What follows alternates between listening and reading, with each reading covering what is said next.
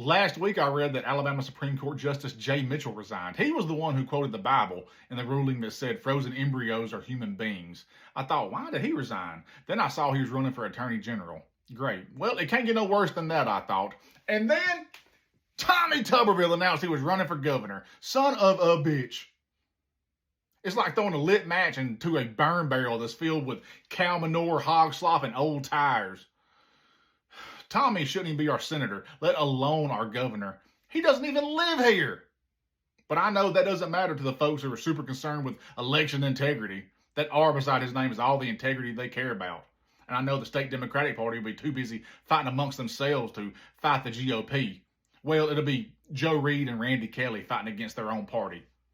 The best thing that ever happened to the Bama GOP happens to be the two people in charge of the Alabama Democratic Party. But this is what is so infuriating about Tommy. His website, govtub.com or whatever it is, it's just a bunch of buzzwords. The very first thing across the top is fighting back against woke ideology. And then the very next thing is attacking the trans community, of course. Then after that is making sure we get rid of poisonous ideologies like critical race theory and DEI. What? Tommy, do you know what states' rights are? We already outlawed all of that. What are you going to do, make it super duper illegal? It talks about securing the border. Tommy, you're running for governor of Alabama. What fucking border are you talking about? It says that Democrats ship jobs overseas and Tommy is going to bring manufacturing back to Alabama. What state are you talking about, GovTub? Manufacturing is booming in Alabama. We are anti-union, and then we give huge tax breaks to corporations to come here so workers have less protections and factories pay less in taxes. Maybe you need to learn about the state you want to lead. His website actually says President Trump is working hard to dig us out of a hole and he needs a partner to pick up a shovel.